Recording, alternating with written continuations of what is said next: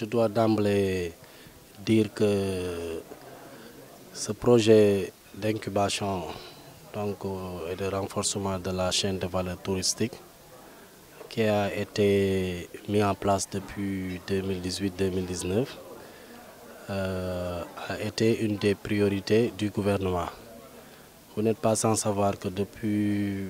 la prise de pouvoir des nouvelles autorités,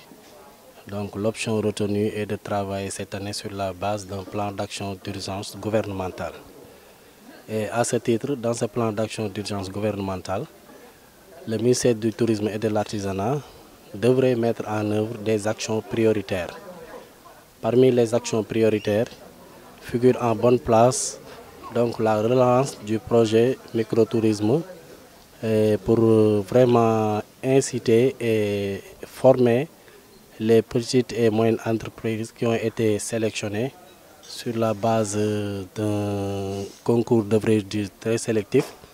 où il y avait 150 candidats et parmi les 150, les 20 étaient retenus. Maintenant, il restait en léthargie depuis des années et les autorités ont jugé utile de redynamiser ce projet en procédant d'abord à la formation proprement dite que nous sommes en train de faire depuis presque 15 jours. Et in fine, après cette formation, nous attendons les livrables de ces formateurs et qui permettra sans nul doute de les accompagner à travers la délégation à l'entrepreneuriat rapide et d'autres mécanismes de financement que les nouvelles autorités voudront vraiment mettre en place. Nous avons un projet projet microtourisme qui permet effectivement à des entrepreneurs de pouvoir jël li ñu am ci secteur du tourisme parce que ni ñu ko xamee secteur du tourisme c'est un secteur très transversal incubation bi nag di leen permettre ñu accompagner leen en tant qu'entrepreneur accompagnement technique mooy formation yi xam ni ngay taxawee parce que boo ko deful di nga gis entrepreneur bu jaawale poche am ak poche entreprise bi wala nga gis entrepreneur boo xamante ne du xam naka lay def ba jaay marchandise am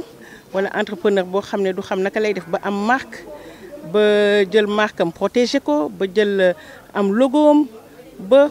nga xam ne dañuy jàpp entreprise bi ak entrepreneur bi accompagner leen de 0 à héros ba def leen ay diamond. Donc loolu noonu moo tax tey jii ñu regrouper leen ñoom ñëpp nga xamante ne dafa commencer ci benn présélection au niveau du service régional parce que nous avons 250 dossiers yoo xamante ne leur activité devait graviter autour du secteur du tourisme ñu présélectionné ba am 150 yóbbu ko au niveau régional ànd ceeg le gouverneur de la région de Thiès ànd ceeg nos collègues chefs de service ànd ceeg des structures décentralisées ñu toog xool projet yi tànn ci ay dossiers càmbar ko ba gis ne 20 ñoo ci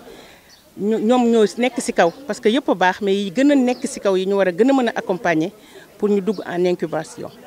donc loolu am na ñu ñëw nag commencé ak ñoom depuis il y a 2 semaines di leen accompagner techniquement pour des formations yoo xam ne ñoom ñoo ko choisir parce que képp ku fi toog tey ci 20 yooyu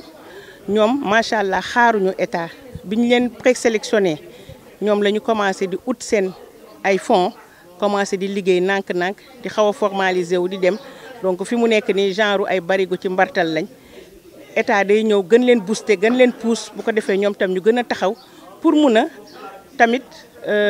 recruter ay jeunes parce que vraiment la politique de l'emploi dinañ ci participer bu baax parce que ñoom ñëpp ay créateurs d'emploi lañ. Revenir tamit tuuti pour vous dire que dans le cadre du secteur du tourisme vous savez que léegi nii dañu am benn politique bu bees boo xamante ne moom la ñuy woowee projet te boo xoolee place tourisme ci projet dafa nekk pratiquement ci place yi gën a am importance ñu jël nag microtourisme teg ko ci digg bi ne nag dañoo bëgg képp ku dëkk nekk fekk partie de la population sénégalaise nga approprier wu secteur du tourisme appropriation bi nag du waaw bokk naa ci déedéet da nga koy jëfe bi nag mooy da ngay wone yow li nga mën a andil tourisme bu ko defee mu defal la retombée bu positive ci sa kaw moo tax nag ñu ne microtourisme dañ ko jël boole ko ci secteur porteur yi nga xamante moo bokk ci projet actuellement bi nga xam ne mooy politique bi état di doxal. Franchement nag ñun nag idée bi ñu ngi koy remercier bu baax c'est une idée à saluer parce que boobu ba léegi ñu ngi ko doon xaar voilà chaque fois ñu koy reporter di ko reporter finalement nouveau gouvernement bi fi ñëw di leen saluer au passage ñëw defal ñu ko franchement c'est une idée formidable jàngal nañu fi daal beaucoup d'expérience léegi nag ñun li ñuy xaar benn affaire la yàgg nañu wax ci genre yi nii mais mu ngi door a aboutir léegi dañoo bëgg na gouvernement bi comme que def nañ ay tànk ba ñu ñëw fii nii léegi dañoo bëggoon ñu gën ñu accompagner tamit mu am suivi loolu lañ ci gën a xaar daal pour ñu mën a yokk suñu koom-koomu entreprise. formation bi amal nañ njëriñ kii entrepreneur yi parce que su dul dara accompagnement bi ñu ne par exemple pendant 2 ans la loolu su nekkul dara c'est quelque chose boo xamante ne lu bénéfique la parce que tey création d'entreprise du loo xamante ne lu yomb la tey mën nga jël sa xaalis nga investir ko.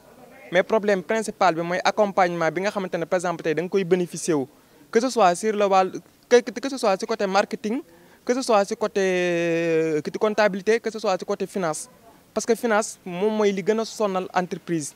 mooy li gën a sonal entrepreneur bi te tey ginnaaw yàlla bénéficier wu nañ si tamit permettre nañu tey ñu am ay notions yu solides ci wàllu environnement touristique